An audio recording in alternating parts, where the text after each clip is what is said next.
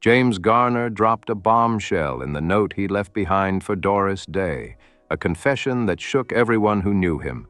Born James Scott. Bum Garner on April 7, 1928, in Norman, Oklahoma. His story was one of grit, pain, and survival.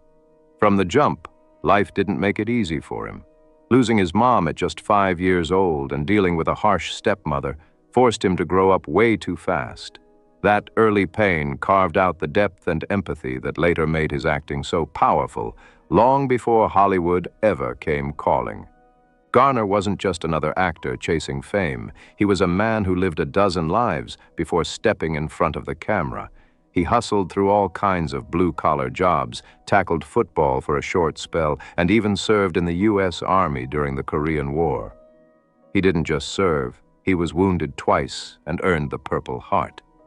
That kind of experience built him tough, but also gave him a real respect for ordinary people and a strong dislike for fake attitudes. When he finally landed in Hollywood, he didn't come in flashing diamonds or acting like royalty.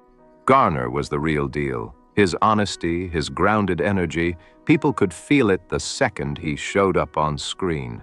He wasn't trying to be someone else, and that's exactly why audiences trusted him.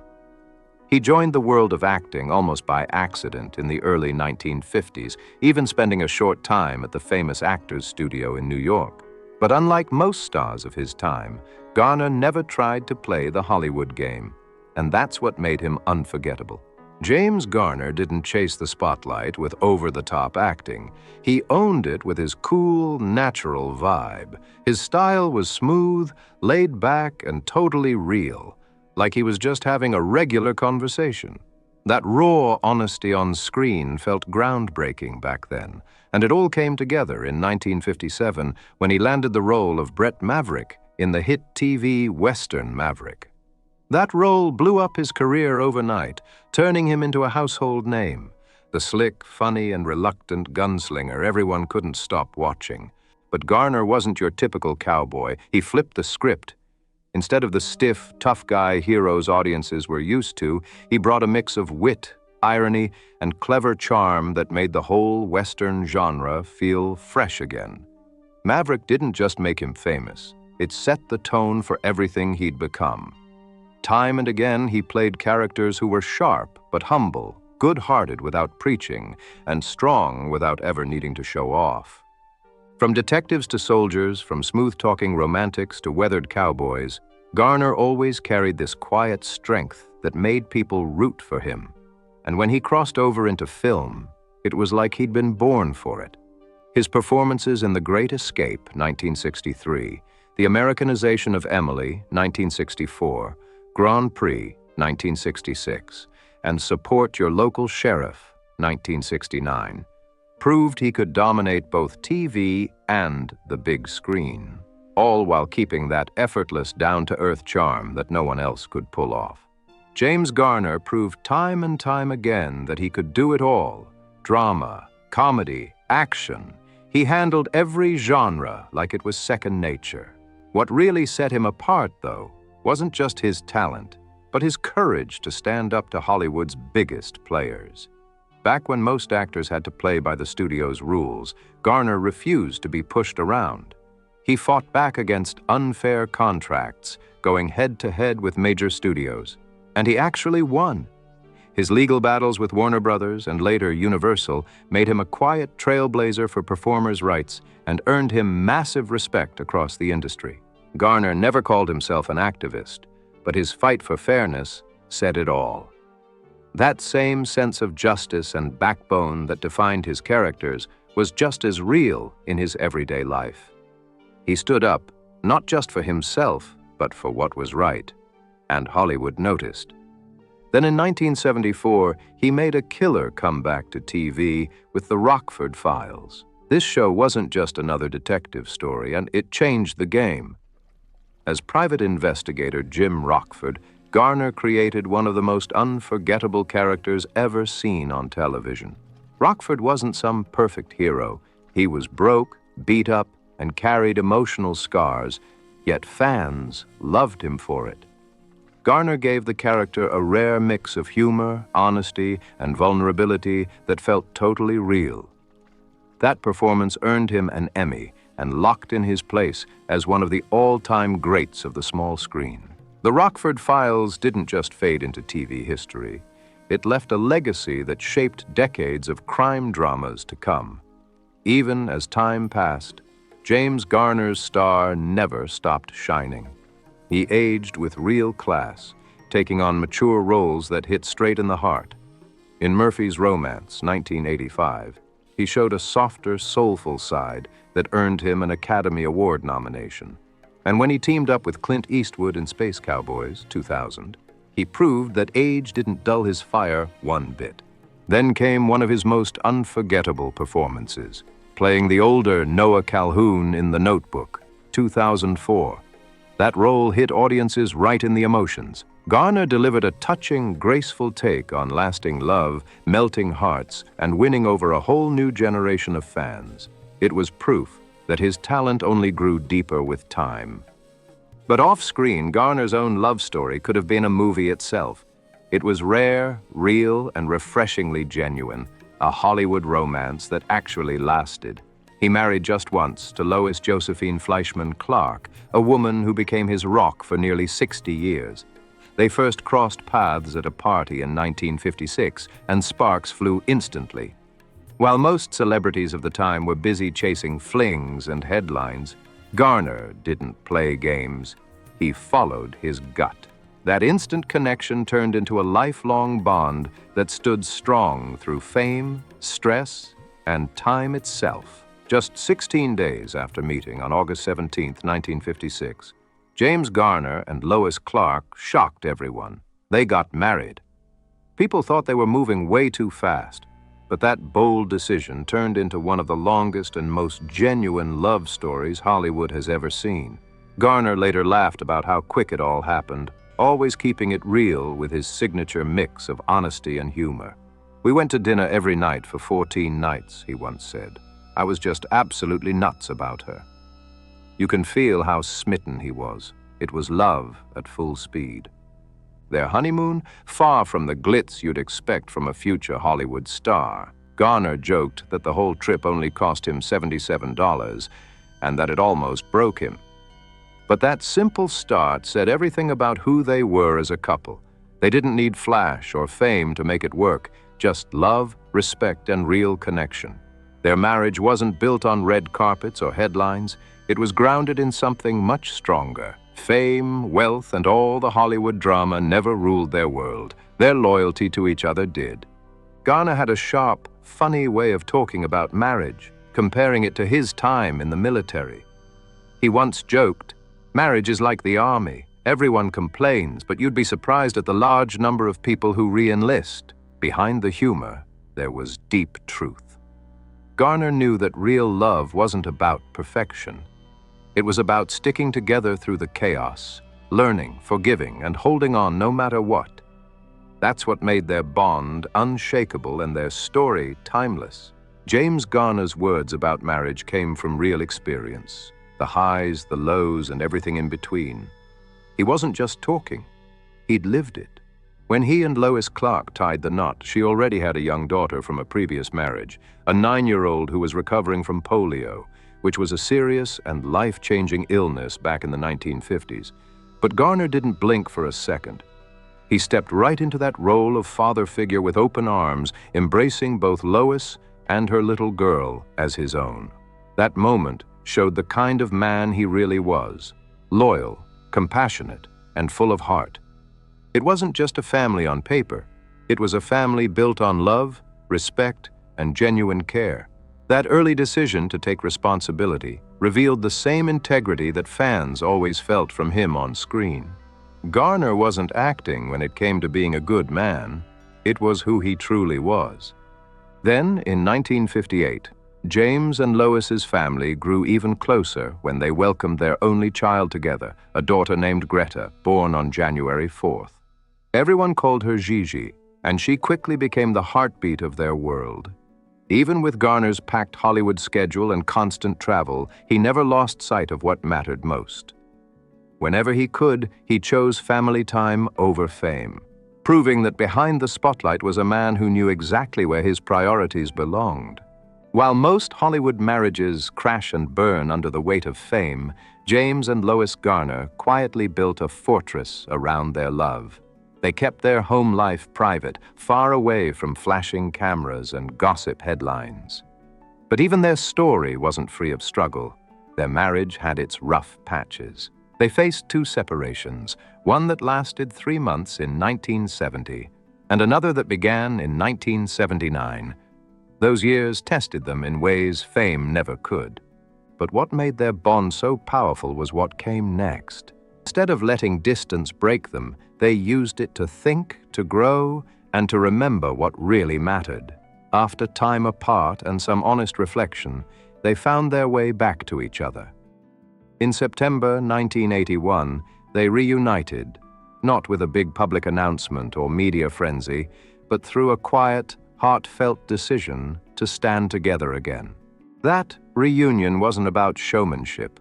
It was about loyalty, love, and shared history that ran too deep to walk away from. James and Lois Garner's story defied the odds. In an industry where relationships often fade faster than a movie premiere, theirs lasted nearly 58 years, right up until his passing in 2014. Their marriage wasn't built on perfection or publicity. It was built on forgiveness, endurance, and an unshakable connection that Hollywood could never touch. Lois Clark practiced Judaism, and James Garner, ever the respectful, open-hearted man, embraced her faith with genuine understanding. They never let their differences divide them. Instead, they built their love on mutual respect and deep trust. It wasn't about compromise, it was about connection. That balance became another quiet strength in their marriage, a reflection of two people who truly honored each other for who they were.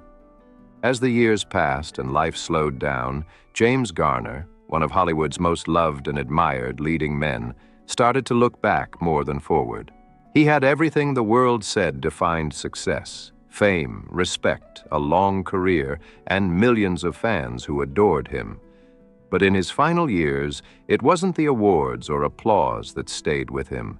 It was the people, the emotions, and the truths he'd kept tucked away. When he sat down to write a final note to his dear friend and longtime confidant, Doris Day, what came out wasn't some polished Hollywood farewell. It was raw honesty, straight from the heart. "I never said enough when it mattered," Garner confessed. "We spent our lives smiling for cameras, being brave for everyone else, but rarely honest about the weight we carried." His words hit like a quiet thunderclap, simple, real, and deeply human. There was no drama in his tone, just truth. Garner had never cared for fame's false sparkle. He always called himself an accidental movie star. And in that note, you could feel exactly why. He was as genuine off-screen as the heroes he played on it. In his note, James Garner tore down the walls around his public image, that cool, calm, easygoing persona everyone thought was the real him. "People thought I was relaxed, unbothered," he wrote.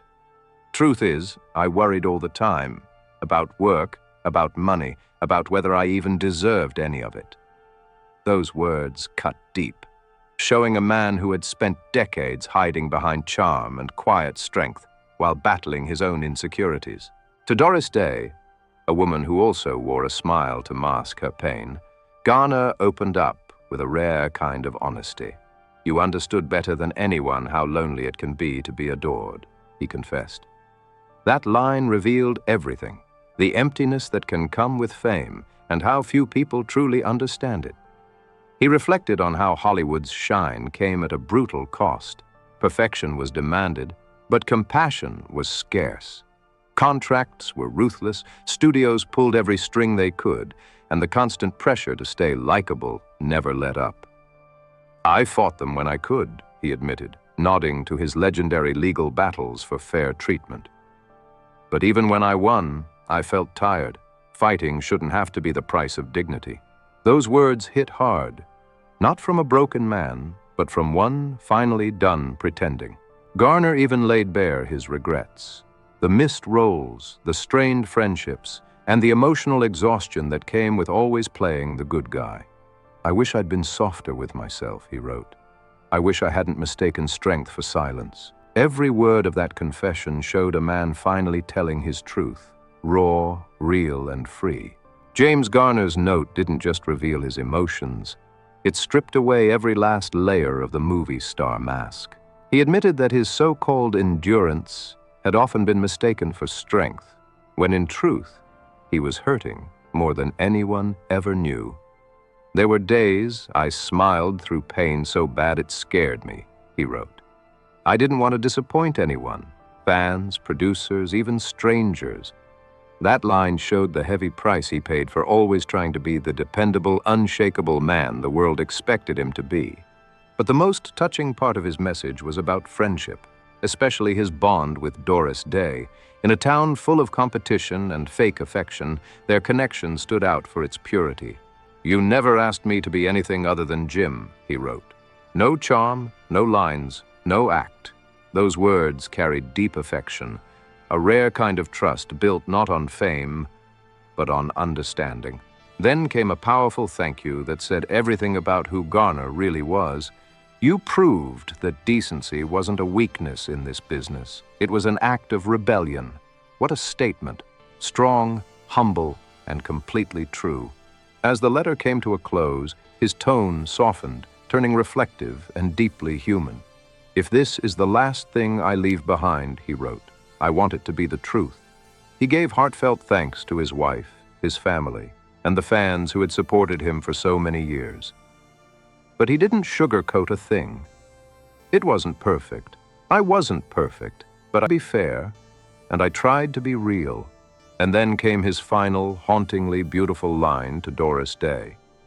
"If I've learned anything," Garner wrote, "it's that being kind lasts longer than being famous." Those words, simple yet powerful, summed up his whole life with stunning grace. "We outlived the noise, Doris." Maybe that was the point all along. Those final words from James Garner's note weren't drenched in sadness. They were peaceful, almost freeing. It wasn't a farewell filled with tears, but a quiet moment of truth and release. In that final confession, Garner did exactly what he had always done best. He spoke from the heart, without showmanship or drama. And in doing so, he left behind something far more lasting than fame. A legacy of honesty, humility, and the courage to be real when the world demanded perfection.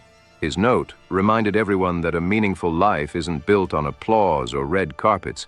It's built on truth and the guts to face yourself. That was James Garner's real magic. Not just his talent, but his authenticity. Garner and Doris Day weren't just co-stars. They were kindred spirits. The two shared a genuine friendship that lasted for decades, filled with laughter, respect, and warmth.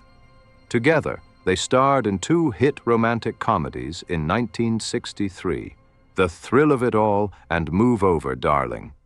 Their chemistry was effortless, and fans couldn't get enough of their on-screen spark. Maybe because their connection off-screen was just as real. Both down-to-earth Midwesterners, they clicked instantly and stayed close for life. In his later years, Garner's journey wasn't easy. His fame remained strong, but his body faced tough battles.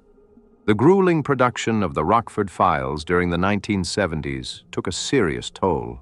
The constant physical demands and endless stunts tested even his famously tough spirit. Yet true to form, he never quit, never complained. He just kept pushing forward, proving that his quiet strength wasn't an act. It was who he was, right to the end. Years of grueling stunts and non-stop work finally caught up with James Garner. His knees began to give out badly. What started as normal wear and tear turned into a chronic, painful battle that would haunt him for decades. Through the 1970s and 1980s, he went under the knife again and again. 6 or 7 surgeries just to keep moving. Each time he came back to work, pushing through pain most people couldn't imagine. That relentless drive showed just how much of himself he gave to his craft, body, soul, and spirit. By 2000, the damage had become so severe that he had to undergo a full knee replacement surgery on both knees. It was a brutal reminder of how much his career had demanded, and how much he'd sacrificed for every role. But Garner's health battles didn't stop there. On April 22, 1988, his life took a frightening turn when he faced a massive heart crisis that led to quintuple bypass surgery. It was a serious, high-risk operation, but true to form, he bounced back with quiet determination that amazed everyone around him. His doctors warned him he had to quit smoking, a habit that had followed him since childhood. Kicking it wasn't easy, but Garner wasn't the kind of man to back down from a fight. In 2005, after decades of smoking, he finally quit for good. His daughter, Gigi Garner, later shared how incredible that was. Her father had picked up the habit at just 12 years old. To break something that deep-rooted after so many years took pure willpower. It was just another glimpse of his strength. Not the Hollywood kind, but the kind that comes from heart and grit. In May 2008, James Garner faced another serious battle, this time with his health. He suffered a stroke that left fans deeply worried. Just 2 days later, on May 11th, he underwent surgery connected to the incident. Thankfully, his doctors gave hopeful news, saying his prognosis looked positive, and his loyal fans around the world breathed a sigh of relief. But the truth was, things would never be quite the same again. The stroke marked a turning point in his life. His spirit stayed strong, but his health never fully bounced back. Then, on July 19, 2014, tragedy struck. Emergency responders were called to Garner's Brentwood home in Los Angeles, where they found that the beloved actor had passed away peacefully at 86 years old. The cause was a heart attack, brought on by coronary artery disease. His passing felt like the end of an era. Hollywood had lost one of its most genuine and grounded legends. Garner had spent years fighting through illness and pain, his body worn down by a lifetime of hard work and dedication. Yet, even in those final years, he carried himself with that same quiet strength, humility, and grace that made millions love him. James Garner's journey wasn't just about fame. It was about perseverance, authenticity, and heart. He showed that true greatness doesn't come from celebrity, but from resilience and kindness that never fade. Even as his body weakened, his spirit stayed unshakable, inspiring everyone who admired him. He left behind a legacy far bigger than the screen, a reminder to face life's hardest moments with courage, honesty, and compassion. If you loved learning about the incredible life of James Garner, don't forget to like, subscribe, share, and comment below. Let's keep his memory and message of kindness alive.